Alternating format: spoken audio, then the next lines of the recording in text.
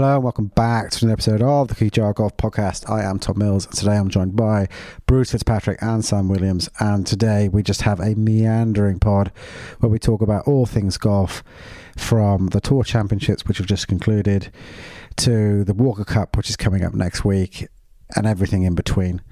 Just to signpost a few things, if you're really interested in the Walker Cup, we have podcasts with Barclay Brown and Matt McClean that are episodes 142 and 155 that we've done before, if you want to learn a little bit more about those guys. And while we're up in St Andrews, we have two events. On the Saturday night, we have a BrewDog event where we are taking over the BrewDog bar. Huge shout out to the guys at BrewDog that have somehow managed to let us get away with this. And we've got the event in Gleneagles, which if you're interested in either of these two events, please do get in touch and we can see what we can do. Finally, before we start the podcast, on Tuesday the 29th of August at 7 p.m, we are releasing our next film. It is a beast. It's a 36-minute documentary on the setting up of an Open at Royal Liverpool with James Bledge and the team at Royal Liverpool and the volunteers and the greenkeepers and the R&A and everything that went on during that Open at Royal Liverpool. I managed to stay somewhat behind the scenes to film a lot of the action, and that documentary is coming out on Tuesday, so please do check it out, share it, like it, make sure you tickle the algo, and without further ado, here's the pod. This.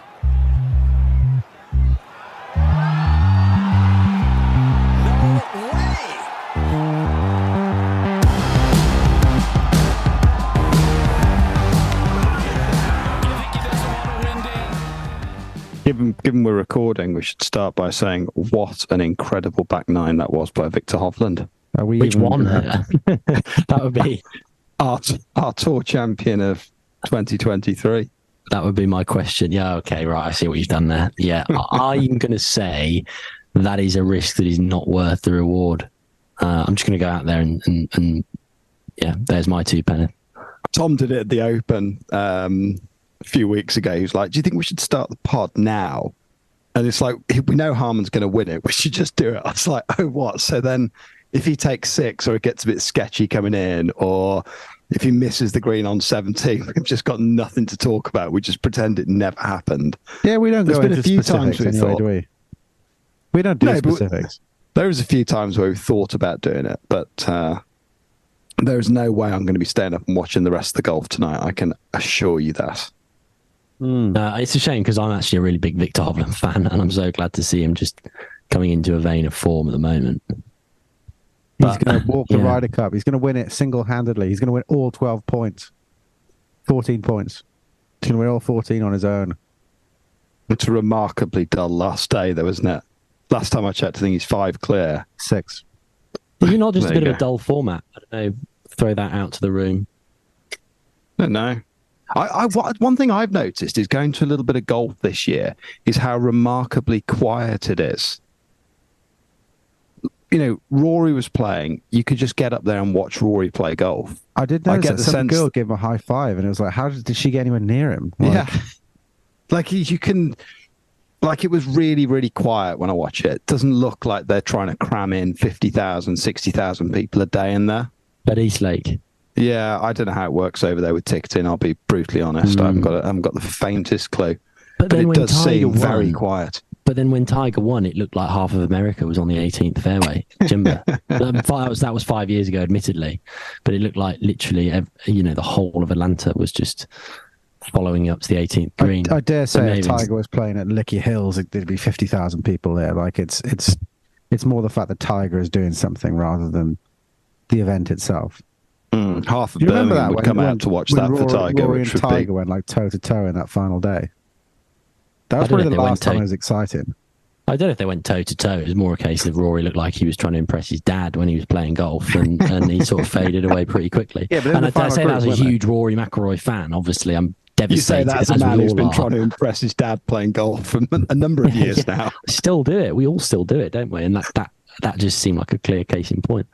But anyway, we digress, don't we? How are things, chaps? Bruce, you are first on site up in the old Grey Toon. Can you give us a quick sit rep on things up in St Andrews, please? It's exciting. I mean, yeah, I think the teams have just arrived today. Me being the little range rat that I am, and that you like to poke fun at me for being, I've been down to the practice ground earlier just to hit a few balls before going out and playing on the new, and they've roped out like a nice area for the Walker Cup players at the other end of the range, and the signs are sort of up, Walker Cup 2023, little touches like that which are all quite nice. I mean, it's a bit of a shame that the first tee and, you know, all around the RNA clubhouse is a building site. I feel like that's really not a great move, actually. You know, the RNA, I think, get most things right, and obviously they're a governing body and they do things very, very well in the main. But I feel like this was a bit of an own goal to not be putting your best foot forward, and to have half the clubhouse sort of hanging off the side. I mean, but what do you do? Like, you had the Open last year, and you got. There's something big the women's next year? next Is it the year? women's next year? Yeah, it's run hideously over schedule, hasn't it? I think is fair to say. I think the big clubhouse works. Yeah, I just think it's a little shame, because this is I don't know. Maybe we're hopelessly old-fashioned and sort of taking an unrealistic review of things. But the Walker Cup is the pinnacle of amateur golf, and I think ultimately that is something that you'd love to celebrate and put your best foot forward for, and just to maybe see the kind of first tee in the clubhouse there, which is obviously one of the most iconic, if not the most iconic buildings in golf, not absolutely in tip-top shape, and there's a lot of hoarding and cement going down there whilst you've got the two sides teeing it up ready to play, is a bit of a shame. But I don't think that's going to get in the way It's of a massive shame. It'd be very nice to have the pneumatic drills going, like when they're teeing off. Like, that'd be really cool. Just like, nothing would say how important the amateur game has become to the game's governing bodies. And the sides of skips and scaffolding and pneumatic drills going. I mean, it's a bloody shame, because wouldn't it be nice to do our 200th podcast in front of the RNA clubhouse? Sadly, we're not going to be doing it next to a load of scaffolding. We'll just have to put hard hats on if we do it, presumably. We can do it from the scores with a safe distance. So is there any infrastructure, Bruce? I mean, just assume, well, don't assume for a second, I'll go on the record with it, that me and Tom have not been to a Walker Cup, and I don't think you have either, Bruce. No. If I'm right. Not as far as I'm aware. Is there anything that would give us an inkling that there's a large event about to be played up in St Andrews beyond some stuff on the practice range? Yeah, no, there's little entrances here and there and signs, Walker Cup 2023. There's the 17th, like the back of the 17th green, there's a big marquee up there, which is typically built up for the Dunhill as well, and it's a similarly sized marquee here this week for the Walker Cup, which is branded. There's a few tents out here and there on the course itself, and a few like sort of mini, not TV towers, but towers for kind of video recording and sort of photography purposes. And a few wires here and there. So there's a very nice small infrastructure. I imagine it would be like what the infrastructure was like for the Open 40 years ago. I mean, there's no great grandstands as far as I can recall, but it's nice. Like, as I was sort of hinting about earlier, that to me is like the pinnacle of the amateur game, is that I guess we're going to be able to get fairly close to the players. A lot of people are going to be on foot walking around. There's not going to be huge sort of obtrusive grandstands and cranes and TV towers, which have become part and parcel of men's professional golf. It's going to be quite a sort of pared back affair, really. But you don't think Loch Lomond tent's going to be there in full force? No. So, no, I think it's going to be really exciting. Definitely. Yeah, as I say, not to linger on it too much, it's just a little bit of a shame that the sort of clubhouse and that area of it is a sort of out of action somewhat, given that there's not been a Walker Cup at St Andrews for like 50 years, basically. I mean, I couldn't believe it when I was prepping for this pod. Looking back, the last time I had a Walker Cup in St Andrews was 1975, I think. I can't believe you've been prepping for this pod. Would be brilliant. There we go. But when you make rare appearances on the Cookie Jar Golf podcast, you have to come prepared. It's done you there. Telegraphed, yeah, okay, come on. Talk me through this, Bruce. Can people play on the new at the moment and the Jubilee? Like, and the will old. there be people playing next to the Walker Cup? And the old, actually, as well. You can play on the old up to Thursday, perhaps. Like, so I know Thursday it shuts. There's a few times. I feel like the morning times up to like 11, 12 o'clock are booked out by the RNA. Presumably that is actually just for the Walker Cup players. It's not RNA members going out to play. I think, up to sort of I think Wednesday's the last day of play, and then I guess Thursday, Friday are 2 just pure practice days for just the players, and then obviously Saturday, Sunday's the event itself. So, and I chatted to a marshal earlier when I was out on the new, and I said, like, is this course going to be? This course is surely going to be closed Saturday, Sunday. He's like, no, I don't think we've had any communications, not as far as we're aware. I was like, what if someone just rope hooks one off the third hole of the new? Like, what are you going to do then? He's like, yeah, I guess we just got to hope that doesn't happen, really. So I don't know. I guess we'll. I think it would be so elite if the Walker Cup just had to fit in around the rest of the playing rights of the town. Just had to keep up the cadence of sort of 2 hours 50 for 18. Call groups up if they need to. I have heard just on the crowds that I think this is the weekend when the students start to move back in. I might be wrong there, Bruce, but the town's going to get quite busy. And I suppose different to maybe having a Walker Cup at Lytham, for example, St Andrews is such a golfy town that I think there'll be quite large crowds. From what I've heard from a few people that we know who are going to be up there, I think they've sort of said, look, actually, it's going to be very busy. There's going to be tickets are going to be sold. Like this is going to be full. Basically, it's not going to be a case of a few dozen people walking with each group. But who knows? Can you get on the links? What do you mean? Can you get on the links? Can you walk the fairways? Yeah, there's no grandstands, is there? So I think they will have quite a bit of marshalling with ropes and stuff. I mean, look, we should be so much better informed on this than we are. But no, we've not been to one, have we? I mean, when we went to the amateur, albeit last year, I was just walking the fairways, and probably one of the coolest things you ever done, because I've only ever been and seen tournaments from a perspective of what you see on TV, so grandstands, all that jazz, but actually being able to walk behind them, stand behind them, see them hit shots at the amateur at Lytham, I thought was amazing. Like easily the best viewing experience, especially certainly when you just pick a match and follow it, and it's like, yeah, okay, that's.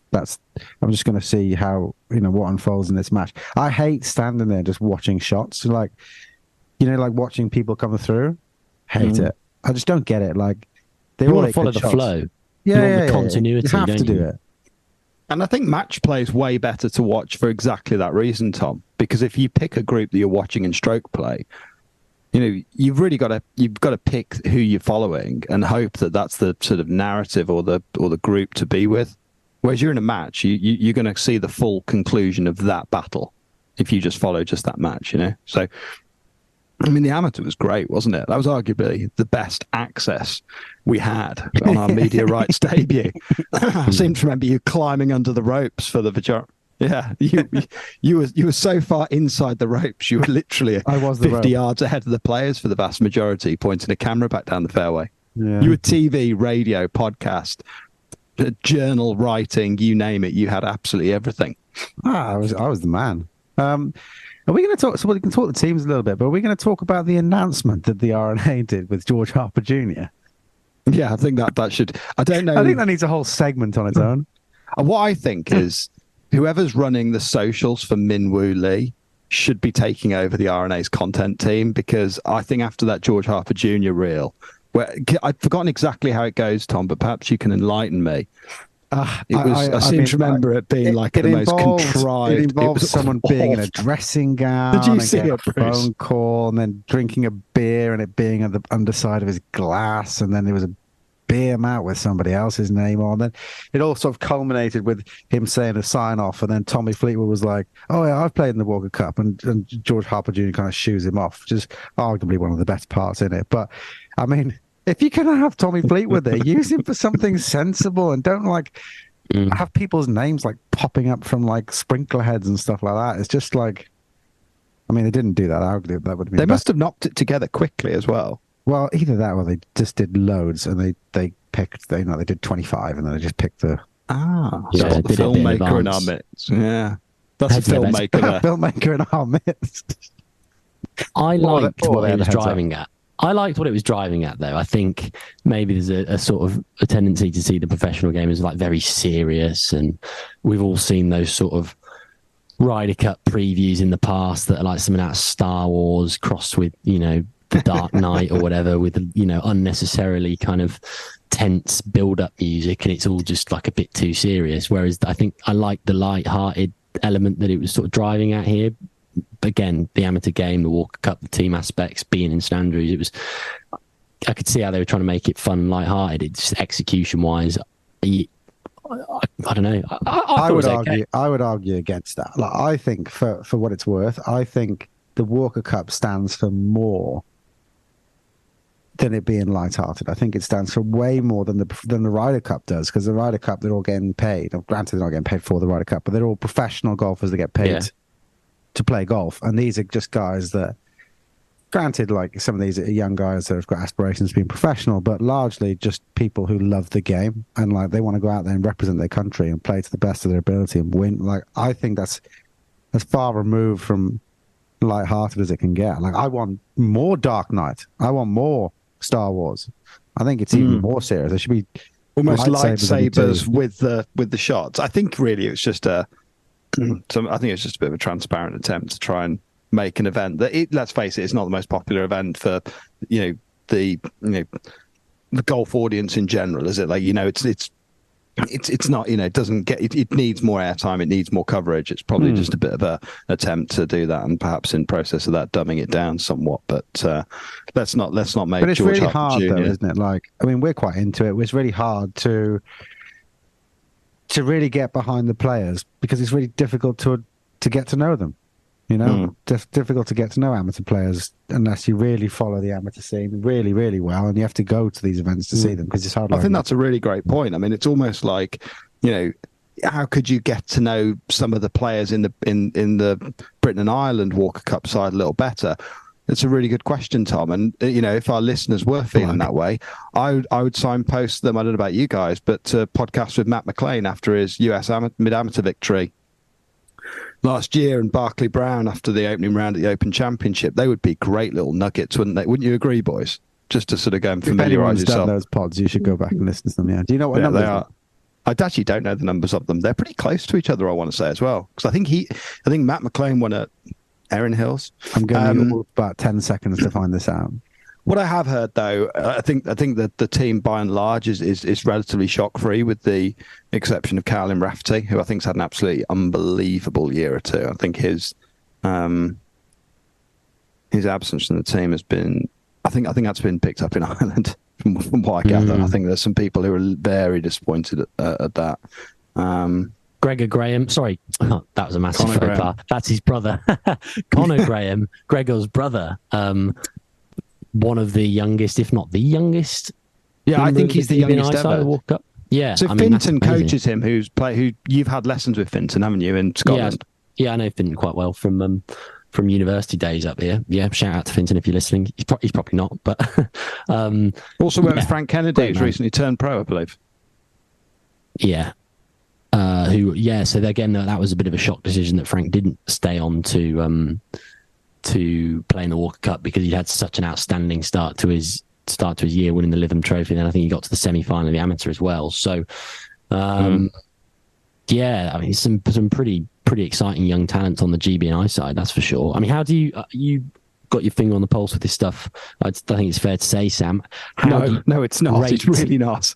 Well, no, come on. You were there struggling to find the pulse right now, feeding and watering the Instagram story about the US amateur couple of weeks ago, which we should circle back on, actually, because I've got a few comments on that if you're interested in hearing them. But you talk about Nick Dunlap and all these great matchups. So, come on, how do you think this GB&I side stacks up against the US side? I think it's so strange, isn't it? Because you've got, I think the whole WAGA system, which is probably the best of a bad bunch, the way you can measure a disparate range of amateur golfers competing to varying degrees. It must be absolutely impossible to create a truly objective ranking for amateur golfers. That said, it's naturally going to be skewed towards the collegiate system, which is going to have a high proportion of American players. Why is it naturally skewed towards it? Well, I would say it's artificially skewed towards it, but I would agree it's skewed. Well, I suppose, so what do you then, if you give the 4 amateur championships in Ireland higher weighting, then it becomes skewed towards the Irish amateur golfers or the Asia Pacific golfers. Suppose, do you know what I mean? Like, I think, yeah, but I suppose what I mean is, like, they've just developed a system that attracts stronger golfers, so you're naturally going to get a stronger wagger field. But that's self-perpetuating. It's really hard to break that cycle, because what do you do? Just try and force people to come to stay in Britain and play a weaker system, or GB&I and prayer? I think it's really, really tricky, isn't it? So I think either way, if you stick the wagger rankings against players, like GB&I are going to be completely eclipsed. I don't know what the weather has in store for us. We need to do a proper dissection of this when we get nearer the event, but. Yeah, on paper it should be, GB&I really probably haven't. It's certainly not favourites, and on paper it could get whitewashed. But links golf, I think that's a massive advantage for us. There's talk about quite a lot of these players have never left the US though, certainly not to play golf. So, I mean, I don't know how much you can throw into it being links golf and if they played much links, but. I mean, it is slightly different. I mean, these guys can all golf their ball, though, can't they? I don't think it'll take them long to adapt. Yeah, I'm just really interested in seeing, particularly finding out, which ones have or haven't played a great deal of links golf, and just watching them play the old and seeing, like, they'll have obviously spent some time practicing. I think they were over playing Dunbarney a few days ago. Kings Barnes today. Kings Barnes. Yeah, because Dan Lane was caddying for Austin Greaser, wasn't he? I think today. Yeah. But. I think I'm certain Dunbarney put some pictures up of them Saturday or Sunday playing there. We shall see. Would you pick Dunbarney and Kings Barnes if you were going to, as practice rounds, if you were going to play around the old? Yeah, you wouldn't, would you? It's just no, you mad. Really wouldn't. The sort of new build American style courses, admittedly those are fantastic courses to go and play of that style, but they're just not. They're not going to pay for the old course, are they? Really, holes apart, aren't they? Holes apart. Yeah. I'd just send them to Ely. I'd just say get to Ely, 54 holes a day. Yeah, exactly. Yeah. So I don't know. It'll be interesting. Any other sort of parting thoughts? I suppose, if we are in the business of signposting people to, useful links about the Walker Cup, Dara Garahy's latest article on our blog, I thought was wonderful about Barclay Howard. I would 100% recommend people to read that. Battle of the Barclays, though, couldn't he? He really could. Yeah, I think he was worried about cheapening what was quite a sincere piece of it's very good investigative journalism. But it is a really, really nice piece about a guy who, really had a pretty tough life, to be honest with you, and kind of, very different past, different kind of, had a lot of difficulties with alcohol and stuff. It's a really great read, so. 100% recommend people check that out. Yeah, there's a redemptive art there, isn't there, in that he kind of, in spite of those very difficult circumstances, achieved some pretty amazing things in the game of golf at the amateur level. So, yeah, ditto. Which is a bit strange, really, because Dara, at the same time, I'm sure people won't. Dara's been on before, another one of our great podcasts on Corbellis, Course Diaries. He's a big fan of Corbellis. I'm sure Dara won't mind me also saying that he seems to be quite keen on the idea that we have there's space in the Walker Cup teams for essentially like a pint man, like a really good society golfer, a sort of a +1, +2, good luncher, the sort of guy that just hangs around golf clubs all day and turns out and does the business in foursomes golf. He thinks that there's possibly more space in the teams for some of those characters, but I can't see it myself. Hagestad, this is his fourth Walker Cup. I don't know if he's the sort of font of historical knowledge and a foursomes golfer that Dara's just described there, but he's sort of becoming a bit of a Walker Cup regular. People say he has a regular job on Wall Street. I'm not totally sure of the veracity of that claim. I would love to know more, because apparently he plays about 50 or 60 competitive rounds a year, which is natural. Surely you need to keep up that level of golf. It would just maybe he's the closest that we get to sort of Dara's idol. It would just be incredible if we could get them on a proper boozy lunch and them getting doing 18 holes around the Himalayas, and just that should be. I actually think I saw them for that on the Himalayas earlier. I think I saw a few of the GB&I guys really having a ding dong around the Himalayas, which is probably quite a nice, easy way to get into it. Outstanding. Still haven't done it. Still haven't done the Himalayas. Well, that's open. I'm pretty sure that's open. Everything else will be open. Yeah. I mean, if the new's open, then there's no issues with us playing the hip. That would be a great spot to sort of spectate from anyway, where you can just have a little putting match for a few hours and just sort of watch them play through. So, moving us on to let's just circle back while we're on the topic to the US Amateur. We covered that a little bit on socials a few weeks ago. Do you guys tune into much of the coverage? Yeah, you said that, and I don't remember pressing the button on too many socials to do with the US Amateur. But then I have a pretty poor memory. Okay. I mean, the USGA, I did watch the final. They did quite a good job of covering it. What were your thoughts on it? Just the general sort of tone of the event. I think I know where you're going to try and lead this. Is this a slow play chat? No, I think Bruce is going to lead this into, and I'm going to butcher this now, the chap that Dunlap was playing in the final, who was getting absolutely charged. He seemed like an absolute character. Well, that's it, Shipley, who hit a persimmon wood in like the warm-up rounds is it Cherry Hill? Yeah. Cherry Hills. Cherry Hills put a persimmon wood onto the first green, shortly followed by Bryson, who weirdly also turned up at the US Amateur. I suppose he's won it before, hasn't he? So maybe he has to go back as like a past champion. Turned up and then also followed off with this persimmon wood in like the sort of practice round, whatever, sticking it on the first green. But yeah, he hit a few shots and got sort of highly charged. Do you know what? I think it's great. I think it's, yeah, I do, because I know where you're going to lead with here, Bruce, which would be this traditional view of amateur golf, and you don't sort of fist pump or any of that, and that's fine when you're going and playing in a monthly medal or whatever. But actually, I think it's good to bring a bit of high drama to these types of things, because as we talked about the World Cup, it's like there's more people need to watch these events, right? Yeah, I wouldn't just single out Neil Shipley. I mean, obviously there is a amazing reel there for posterity on the USGA's Instagram, I think it is, of him razzing a wedge back to about 4.5 inches on his. I think it's to close out his semi-final match. Just to get all square, wasn't it? Just jumping up and down and like high-fiving. About 100 members of the gallery have all just descended on the fairway. I mean, that's like pretty high drama, as you would say. But actually, like the coverage throughout the week, there was just a lot of people getting really, really amped up. And look, take nothing away from them. To get there is an amazing achievement, and to do well in that event, and obviously to go on and win it, is a fantastic, like, life-changing achievement.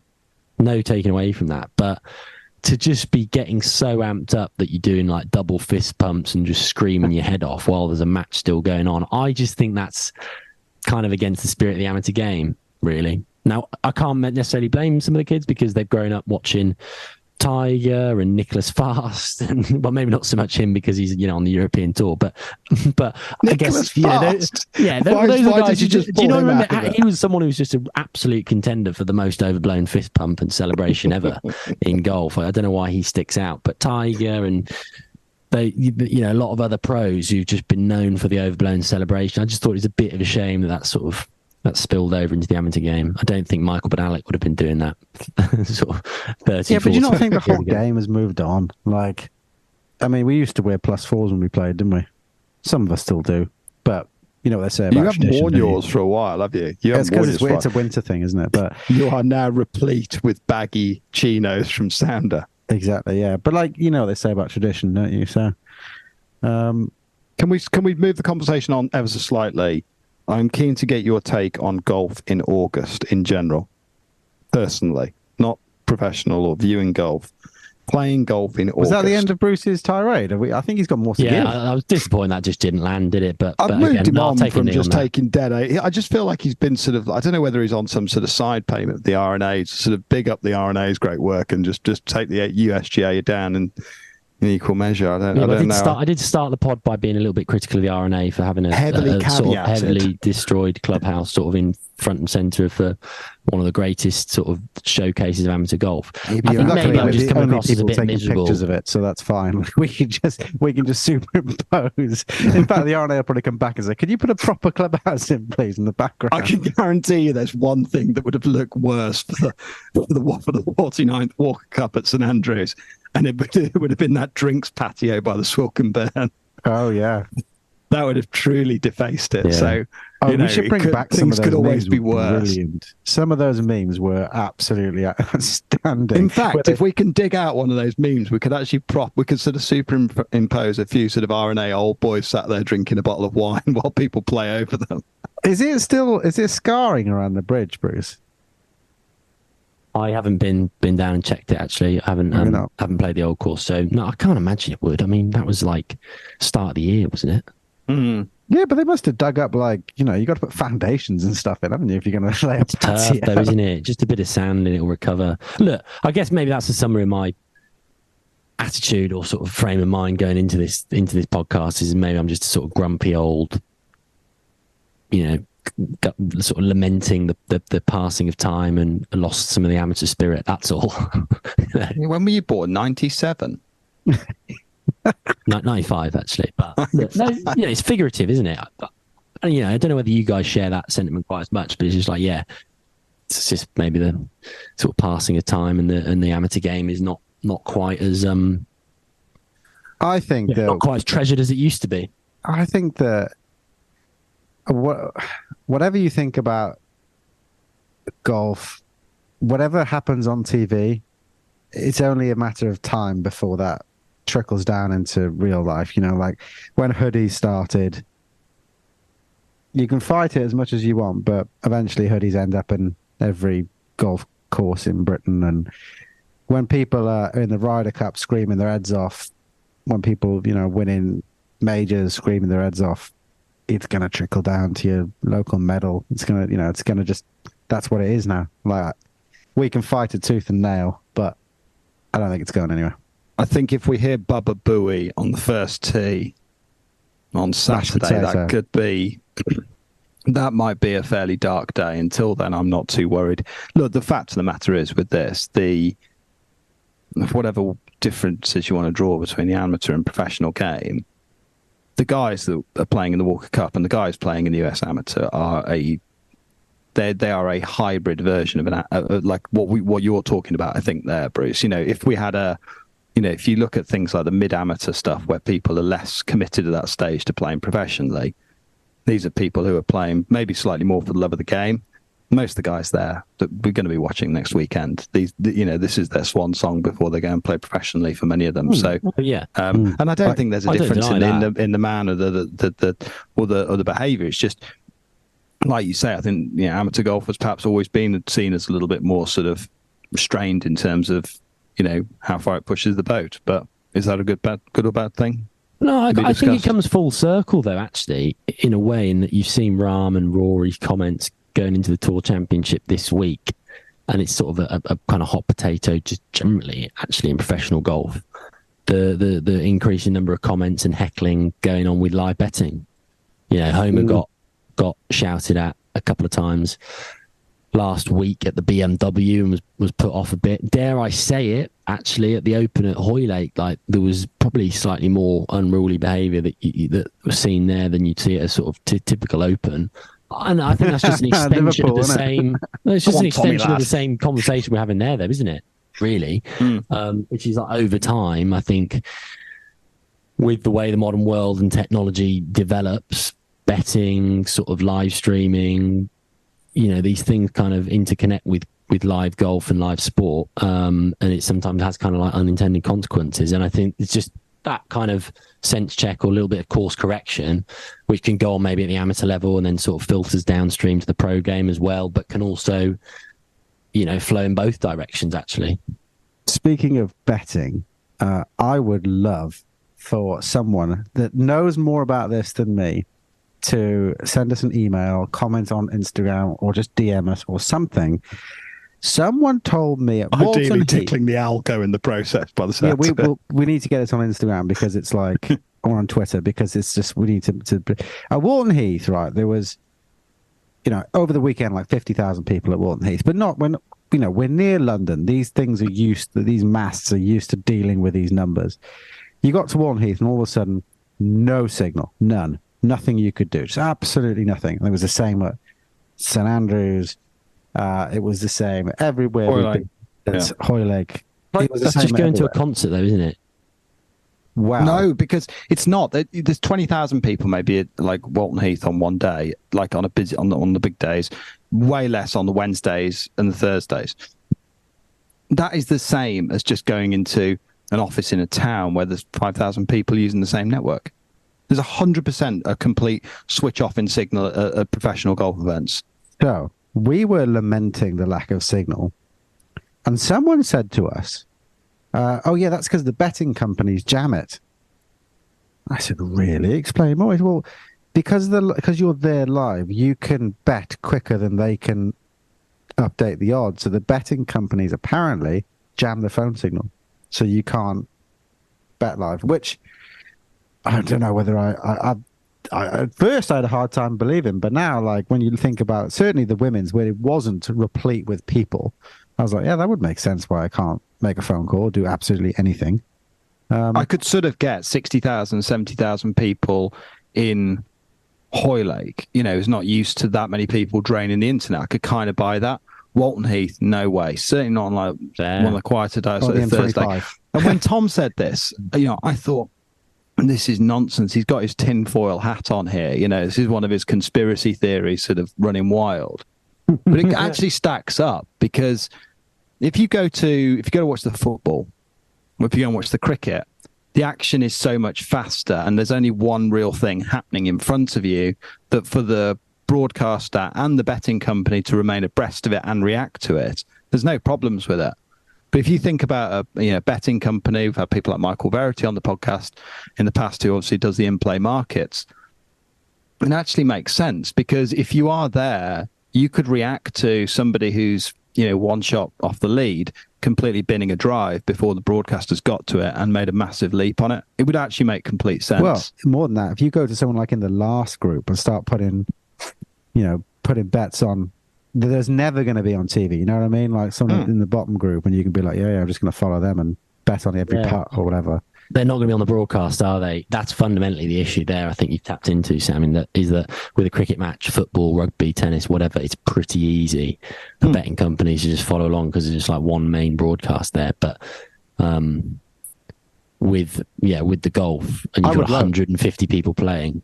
I would love to know if that's true. We are. Maybe we do all just sound like tinfoil hat. Just in the interest theories, of like objective journalism, we should also flag that I think on numerous occasions throughout the 199 episodes of this podcast, Tom has been, I would say, you've been fairly damning in your views of the betting world, Tom. So I just want to put our listeners in full view of the picture. I don't feel like you're a pro betting guy either. So I just want to be really clear before people. I'm not saying it is either. I'm just want to be transparent with our listeners. Speaking of betting, we should probably have a quick wander on to Phil Mickelson at some point, because that came out since we last potted. But anyway, no, it's nothing to do with my views on whether people should bet or not. But it's just, imagine if, okay, look at it this way. Imagine if a betting company were stopping you betting on, which is, what they want to do. They want to make sure you're not ripping, game in the system, and then like you had a stroke. Is there a way you could get hold of an ambulance? No idea. Perhaps 999 works. Don't know. Look, Tom, I agree with you. I don't like the control element there. If it is true, I mean, we need to obviously verify this. And I'd love to know if the side effect as well is also the degradation of the amateur game, and the fact that we've got hollering and heckling and people fist pumping. Then I'm absolutely on board with you. Like, I'll join in the criticism. Where can our listeners come and chat to you both if they want to sort of seek out two salty, one middle-aged, one not yet middle-aged gentlemen about all things that are wrong with the world? Would BrewDog on Saturday night be a good place to come and seek you out, Bruce? I mean, I don't know. Could you illuminate us as to some of the events that we have coming up, perhaps? Yes. God, this is like a full on. Are you practicing for when we get a sponsor? There's just loads of stuff going on, and it's like I can't sit here talking about the same thing for too long. There's too much. I've still got to get on to Phil Mickelson's gambling. I still want to talk about golf in August, which no one's indulged me on yet. I've got to keep throwing down this bait, but I would like to talk about events, because there is a really good chance for someone to come and talk to Tom in person, 1-to-1, and tell him that he's actually worrying about nothing. About the internet signal. And the best place to do that, about me. The best place to do that would not be on the fairways of the old course on Friday, Saturday, Sunday, because obviously the signal will be jammed and it'll be very hard to coordinate your location. But instead, go to 159 South Street on Saturday evening, where we're going to have a little BrewDog cookie jar mixer sort of soiree, really. I mean, Sam, you sort of take this and run with it. This is like Augusta's social media. It's like, everyone, look how good we are. You can't come in. It's a private event. You can't come into BrewDog. It's not a private event. It's been widely What? advertised on our blog. I mean, I will say it's absolutely it has gone out like wildfire, largely because it's free to get into. But it's going to be a great evening. I mean, I think we're going to have in the order of 100 people at BrewDog. I think it would be unreasonable of us also not to use the opportunity to say thank you to BrewDog for letting us put that on. I mean, it's a pretty tall ask to go and command their entire place on a Saturday night. It was presumably, and still asked. And I still asked. I'm a cheeky guy, but but we're going to have a DJ on, and there'll be lots of people there, and I think we've got a few dignitaries and a few family members of some of the players I know coming along, and just be a lot of fun. So that'll be good. And then we're going to have a little 12v12 at Gleneagles on Monday, which I'm very much looking forward to because I've not played Gleneagles before. Oh, you're playing in this, are you? I'm hoping to. Yeah, definitely. We've got little foursomes in the morning.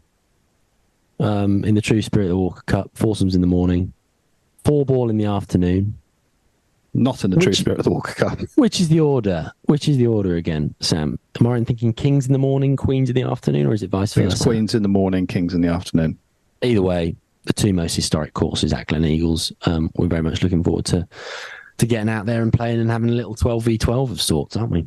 That's a nod to James Braid. Couldn't have timed it better with our nod to to James Braid after a magnificent podcast with Philip Truitt. In the week. Signpost. By the way, if you wanted to go back and look at the Barclay Brown and Matt McClean, it's 142 and 155, if anyone cares. Episodes 142 and 155. So we're covering ground here, gentlemen. What were you going to say about G West there? Well, when you said the two most historic courses in Gleneagles, and I said, well, you're obviously omitting G West, which isn't even open for play as it yet. Hey guys, I really don't want to get on my high horse here, but I feel in my absence from the regular podcast content over the last sort of few weeks or so, we've really descended into prioritizing sort of short one-liners like you guys have just done not 2-3 seconds ago, and actually point scoring and putting the other people down rather than bringing across the really interesting stories and serious journalism that we started out doing. So no, I think there is a lot of that. I think there's been a huge amount of that. I think this one's just a nice opportunity for us to catch up as well and take a few barbs. Yeah, I think so. I think space. It's like the first day of tour. I feel like this pod is like the first day of tour. You know, like it's the first time we've all been together in ages, and it's like everyone's excited, and you just like the difference in the first day of tour and the last day of tour is just so immense, isn't it? And like this pod for me feels like the first day of tour. I'm excited. We're all back together. Like the gang is together again. Yeah. Fair. That's just me then. No, fully fair. Do you want to talk about other interesting points of golf news? Yeah, in the spirit of rinsing people, do we want to go on to Phil Mickelson? Well, the main one was the reel that he put up recently, talking about his stealing of the sign at Augusta, and the fact that did you see this? He had this like warm up routine. I think he says 2004 or whatever when he won it. I think he was working with Peltz. He was doing this thing, and he laid towels down. Yeah, and there was two ranges. There was an east and a west, and I think the east was basically a short course sort of practice area, not a sort of a 200-yard shot practice area. Did this one night, came back the next morning, sign up basically saying no. So they'd obviously worked on it. He then sort of makes this story up and sort of says, I shuffled it out, put it on the truck and drove off and came back the next day, and another one turned up. He does it 2 or 3 times. And he says, look, a lot of people say to me, Phil, there's no way you're talking. There's no way that story's correct. And he says, as you know, I'm not a betting man. And then continues to put a copy of this sign that he's obviously got in there. If I was a betting man, you could bet on this. I don't think Phil Mickelson's stock is enormously high at Augusta National anyway, so I don't think he could do much more damage, really, could he? Because I thought he was in trouble for a damn sight worse, to be honest with you. There are so many stories there you lose track of, aren't there, involving Phil Mickelson gambling in Augusta? But I feel sad because he is actually a childhood hero of mine playing the game of golf. I absolutely loved Phil Mickelson. I still love watching him play golf now. But it is very hard to read all that stuff and not think that's just a bit of a shame. Yeah, you look at his record and you could make a case that he's probably the second best golfer of like the last sort of 30 years, 40 years, maybe. Yeah, 100%. Maybe go longer than that, 30, 40. And let's face facts. The number one golfer in that period was an absolute freak of nature who was sort of just, how can you really compare anyone to Tiger in terms of how dominant he was for that stretch of time? And Phil is like, has achieved more in his career so far, sort of in terms of trophies and majors and all that kind of thing than McIlroy, than Rory. And then a lot of the other young guys that we see coming up here and now. He's won over 50 times on the PGA Tour. And yeah, it is just, I can't think it's anything other than terribly, terribly sad that his reputation is just in tatters now. When you see people who are functioning alcoholics that, it's just like, you don't know how it's working, but it's just working. Like Phil Mickelson looks like he's having a functioning breakdown. Like every choice he's making is absolutely horrendous, but he looks completely compos mentis when he's making those choices. It's like water off a duck's back, isn't it, really? I think I would really like us to do a podcast just doing an absolute deep dive into Phil's career. And it's so much of the fascination for me, at least, was not how many things he won or how well he played, but it was the way he played the game of golf. Well, it's how he played life, isn't it? Wasn't it? That's why he's such a gambler. Just utterly unbelievable. I just remember being... Probably I would have been 13 or 14. So I was right in that sweet spot of junior golf where, you'd be playing 36-hole medals in the summer every day of the week. And then you'd just be chipping all night with someone with a 60-degree lob wedge. And I just remember it was, the fascination in watching him play around the greens, even on TV at that stage, was so good. But you're right, Tom. It's like I cannot imagine ever being that thick-skinned. I mean, I'm a fragile individual at the best of times, certainly on and off the golf course. So I put far too much stock in what others think of me. But the idea that you could be so bullish and brazen with things to the point where you just couldn't give two fucks is absolutely unbelievable, really. Yeah. Very strange indeed. Of course, there's the 2-part Randall Chambly interview that is kind of hot off the press, as it were, at the moment. And has he just done one? I don't know this. Has he just done one? Yeah, and he's pretty damning in his assessment of Phil Mickelson. And then, of course, I think No Laying Up did an interview with someone who's kind of fairly close acquaintance with Phil. Golfers Journal did it with Golfers one who went to jail. Yeah, all felt a bit salacious. Barry something, isn't it? This idea of I think this is where some of it's not. Obviously, the headlines of it are bad, but it does feel like, maybe wind the clock back. What are we winding the clock back? Is it 15 years or so with Tiger almost? I don't know. Is it maybe it can't be compared to the same way, but it's like all the golf media now. It's just got to completely take down Phil from the kneecaps, and it's people dragging people out for all these stories and intel on just what an absolute dreadful piece of work he is. And I mean, it's hard to defend, isn't it? Really, but it is. But Phil is unashamedly interested in Phil, and he wanted to put NFTs on his golf shots and all that crap, didn't he? It was he was, and without Phil, you wouldn't have probably had the success that Liv had. Certainly in terms of getting off the ground, would have been much harder to do. And without Liv getting off the ground, this PIF thing wouldn't have happened. Would have been much harder to do. But what do you mean, rightly the or public wrongly, investment fund? Phil is going to have had a major part in a huge inflection in our sport, massive. Yeah, I'm not sure many people would say that's a great change though in the sport. No, I'm not. I think you're absolutely right in what you say. It's it's hard to see Liv getting off the ground, and therefore, by extension, it's hard to see the PIF PGA Tour merger happening without Phil's involvement and Phil being absolutely in the vanguard of that.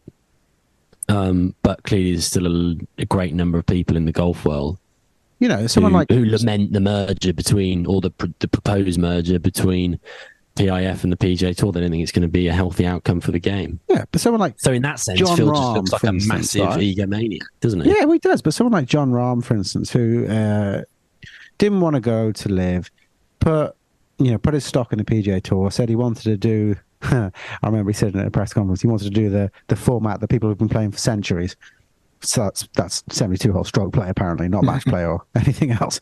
But like, he stayed true to the PGA Tour, which is great. And now they've signed with PIF, and from all accounts, these players are going to be rewarded with hundreds of millions of dollars by the PIF for just staying put. So like, these players can have got something to thank him for, really. They're all going to be better off for what he's done.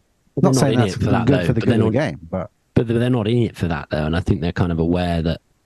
I mean, they're not in it for that. No, they are, because Rahm and plenty of others have sort of said this. They're like, it's all a bit hollow, the FedEx Cup and the Tour Championship, whether you're paying for $8 million, $18 million, whatever the sum of money is this week. Agreed. But it'd be they're all just like, we actually just want to win majors, really. Yeah, just which is easy to say when you're already a millionaire. Like, if you're playing for $20 or pay for your bus ticket, it isn't them. But they're not benefiting from it either. There's a sweet spot of players who will benefit massively, who could argue would be, when you're in the realms of Rahm, McIlroy territory, you're just adding zeros at that stage, aren't you? Yeah, is that money's almost worth less, isn't it? When you get there's a glut of players where it will mean something to them, Yeah. You can tell you what's quite interesting, we digress. In that Chambly interview, and this is a bit of a segue, and again, mindful of what you said there, Sam, about sometimes feels a bit salacious, but not only did he sort of take dead aim at Phil, Brandel Chambly, but he also said Patrick Cantlay's like right out of that mould of like, I just want to earn as much fucking money as I possibly can. And, he basically, Chambly thinks that sort of both Cantlay and Phil are kind of cut from the same cloth insofar as they walk into a room and they think they're the sort of smartest guy there. And not only are they world-class golfers, but they're highly intelligent commercial people who want to sort of leverage the best deal for themselves financially, which, I can't say I really knew that about Patrick Cantlay, actually. I mean, I've always got the sense that he's quite sort of cool and calm and quite sort of calculating in terms of how he goes about playing his golf. Ice. But yeah, to hear him sort of put in that category as well, just sort of seemed like out of left field, bit of a curveball. Don't know what you guys make just of it. Another dig, isn't it? I think. Yeah, I don't know.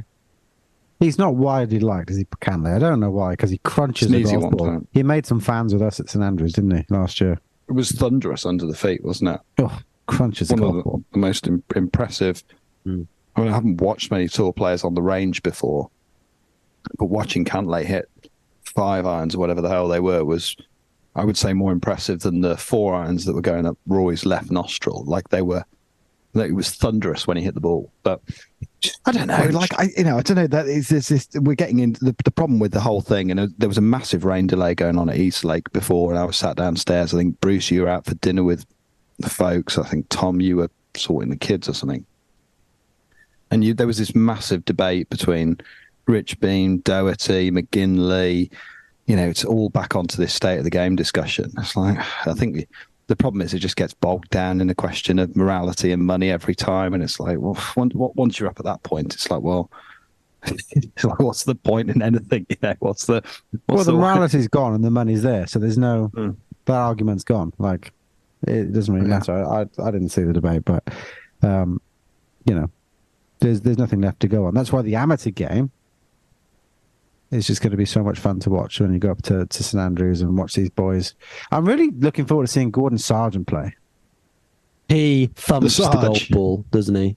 Does he? By all accounts, just comedy long. Comedy long past McIlroy by 20, 30, 40 yards. Yeah. Played Augusta, which is just incomprehensible to get your head around.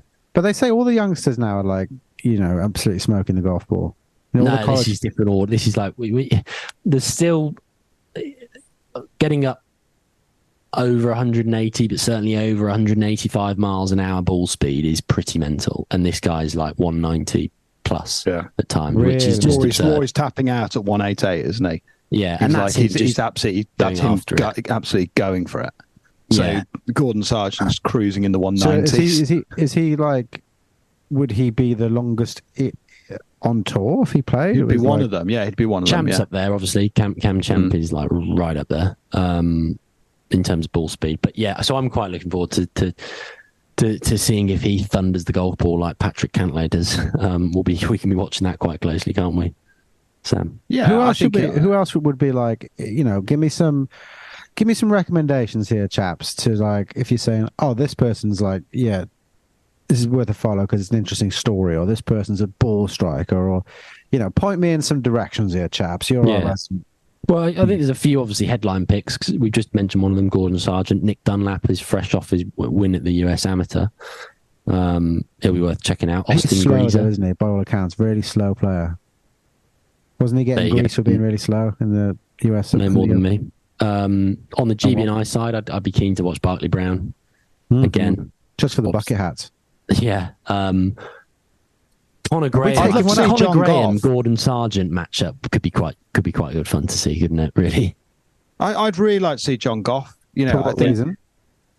Well, the fact that I think he's, on this side of the pond, pretty much the most successful amateur golfer we've had for, certainly a generation, or if not a lot longer. I'm shooting ever so slight from the hip here. He's a ludicrously successful amateur golfer, John Goff. Only 24. He's won a stack though. Like, he's played a huge amount of high level amateur golf over here. He's also like unfathomably short. Like, he's really short. Short hitter or a short person? No, he's a short person. So he can't be winning these things without shifting the ball a significant distance. He's a short guy. He's a really noticeable short guy. And yeah, I just think he'd be a fascinating guy to go and watch. He's pretty much the best player on our side on paper, I think, isn't he? When you look at the WAGR rankings, anyway. I think that'll all be good. With that, it's also that level of perhaps unknown or surprise. I think you go and watch professional events, and the few scant sort of snippets you see of them, you're already kind of pretty well prepped. You've got a bit of a formed view, haven't you, in your head as to what Rory swings the club like, or what DJ looks like when he hits the ball. I've got very little understanding of how Liam Nolan hits the golf ball, so that in itself is going to be entertaining. It's kind of like when we're at the women's. We spent a while on the range. That was some of the best golf we've seen this year, is watching the women on the range at Walton Heath. Was. You just watch different swings, different moves they're putting on it, and you've got no sort of like preconceived idea of how they hit the golf ball. So I ditto that.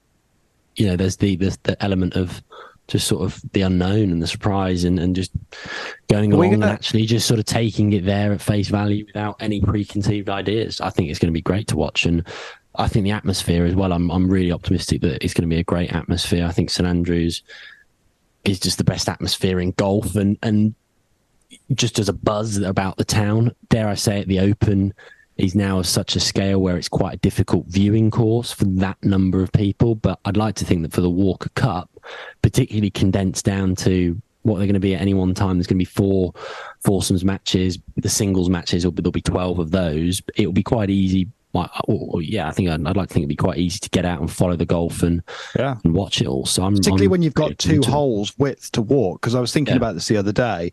The idea that St Andrews is a bad spectating course for an Open Championship versus some of the others, because there's no vantage points. The idea that they're all just playing one direction away will set up quite nicely, and you'll have these massive wide galleries behind. Should be awesome. Yeah. Do you think foursomes will be difficult to watch live? Will you have to sprint round to watch, do you think? I just want to know if they're going to walk on like we do in That's what I mean. Foursomes matches that we play. That's what I mean. Good games are quick games. Someone just if they do that. walk on, good games you'd see the tee shot. Then the next time, there's loads of par fours of the old course. You'd see the tee shot, and then the next time you'd see is roughly near the green. You have to walk 450 yards before you see the next shot. I don't think they will walk on, would be my guess. Do you not think? No. I'd love it if they did. I just can't see it. Be so good if it did, wouldn't it? I feel like, if there's a marginal benefit to be had there in the game, it's sitting there with the partner on the tee and saying, when I was playing this in practice, I actually quite liked it just onto the left edge of that bunker on that line there. It's about, had about 130 shot in or something. I think that's probably better than just aimlessly ambling 250 yards up and then sort of just looking back and hoping you can make out whether your partner's got his right arm in the air or his left club pointing left, or or that famous remark where you go, "Oh, he's gone for the tee peg. We must be okay." That's great. I mean, there's no better relief in foursomes golf when you look back at the tee and you just see your partner going straight back for the tee. It's just a wonderful, wonderful sight that you're going to be playing off the short stuff. It's also that, in contrast, the worst thing when you look back and your partner's waving for you to come back to the tee. That's always one that we get. Yeah, they're not even bothering to sort of lean for it or gesture. They're just like, yeah, that's gone. Just like, let's come back. Yeah, it's just gone burger. Do we know? I don't know this. I should know this. Are any of the US team employed, or even the GB&I team for that matter, employed any local caddies? Or are they all? I mean, that's just an outrageous question. Yeah, that's stuff that I think we're going to need to research this week, Thomas. I think what you're saying there is, can we go a bit deeper on the insight for the Walker Cup, which I think that's a great challenge, and maybe the three of us can all spend a bit of time looking at that this week. Can I ask you, is there anything that you think our listeners should be doing on Tuesday night at about 7:00? By the time this pod's gone up, you might be listening to it, on a day or two delay. So Tuesday might have come and passed. But what could our listeners go and watch if they were so inclined, if they wanted to get? You're looking vacantly at me. Is it going out on Tuesday? I thought we said it was going out on Tuesday. The Royal Liverpool thing. Yeah. Okay. Yes, on Tuesday, 7 p.m. I'll have to tell everyone, all the interested parties.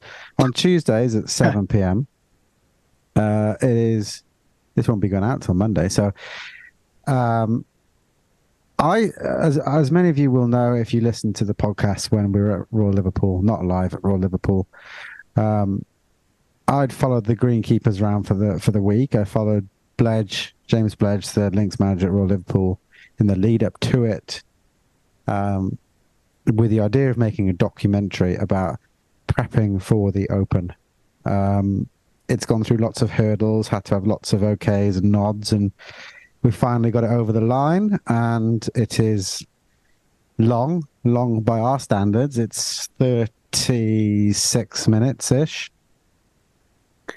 And it follows James Bledge, the links manager, and all the greenkeepers of Royal Liverpool and all the volunteer greenkeepers that came and gave up their time during the Open, and everything that goes into making an Open happen from an agronomy standpoint. So everything from the early starts to, how they cut the course, cut the greens, the fairways, the approaches, the tee boxes.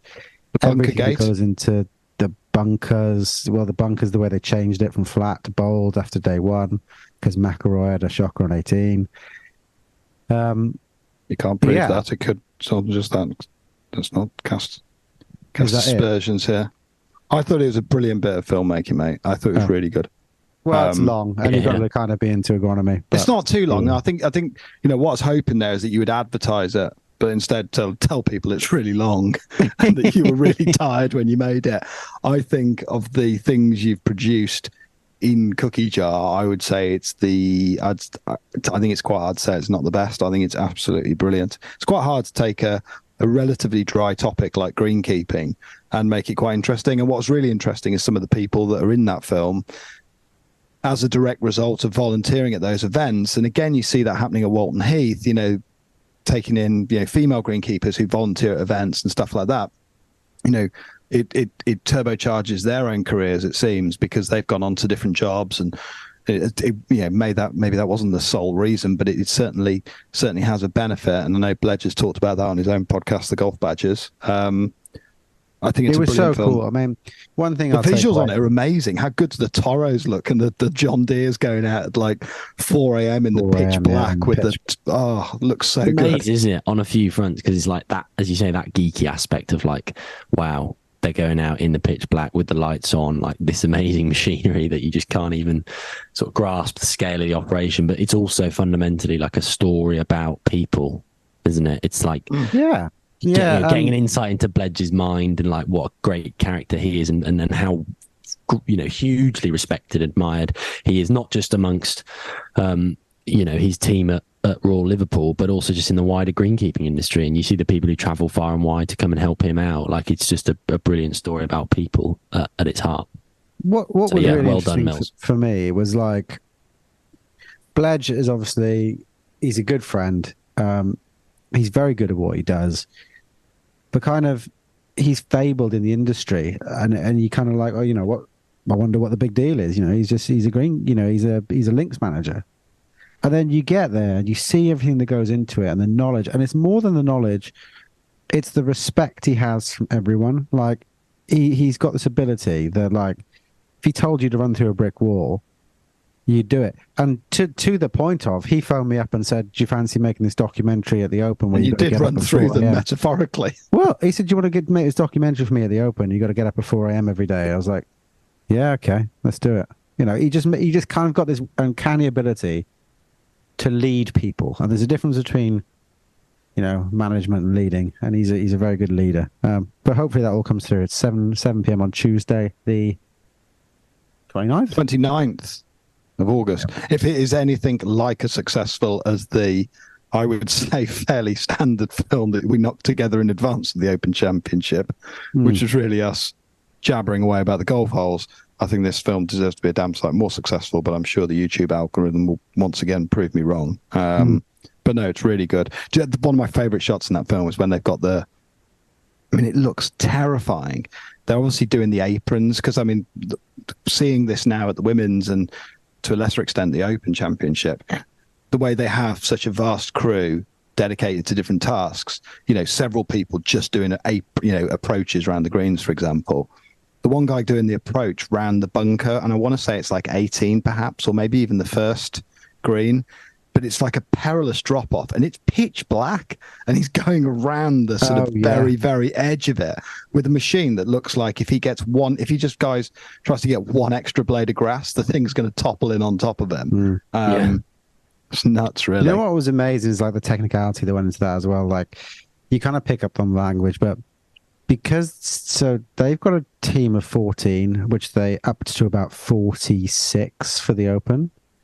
And they'd have like, I think they had either had 3 or 4 units. So like, you'd have a greens cutting team on 1, and then someone else would be on 2, and then someone else would be on 3, and then 1 would go to 5, 2 would go to 6. So they would leapfrog each other so that they could get it all done ahead of play, because the first tee time was like 6:30 on Thursday. So they're having to kind of like leapfrog each other. And on top of that, the RNA's got to go around and clegg it and stimp it. And if it doesn't stimp right, they've got to cut it again, or cut part of the green again. Or it was just really, really, I mean, I'm a geek and all that stuff. I thought it was absolutely fascinating, but this is more about the people than it is the greenkeeping, but it's still good fun. You have got into agronomy in a fairly sizable way, though. I like pretending. Bruce, honestly, you've got to start quizzing him more on his agronomy knowledge. Don't worry, I listened to the Pennell podcast on Bagshot Stand, and well, someone said to me recently, let's not get into it now, because this podcast has gone on for far too long, and we've already meandered around so many different things. So I'm going to sign us off now. I'm going to take an executive. You want to talk about Bentgrass? No. I want to close on Bagshot Sand. I'm going to take an executive decision that we're going to hear about Bagshot Sand and Bentgrass and Kikuya another time. I know nothing about gentlemen. Kikuya, any parting words? I think it's Kikuya. Should we to pronounce it? And Poa Annua, not Poana. Poa Annua. Shall we agree a time that if people would like to come and say hello at St Andrews at a certain time and date, this is where we'll be? If you are 100% convinced that's where you will be, I think that's a great idea. 159 South Street. Alternatively, there are 4 games of golf playing on the golf course, and I suspect it won't be too hard to spot the only 3 people wearing cookie jar merchandise. I tell a lie. Charlie will be there. We're seeing Charlie be there as well, and we're seeing a lot more people wearing cookie jar merch these days. And if you keep your eyes and ears peeled, there's going to be a damn sight more of it to come. Right, on that note, thank you, gentlemen. It's been fun. Thank you. Adios. Watch this.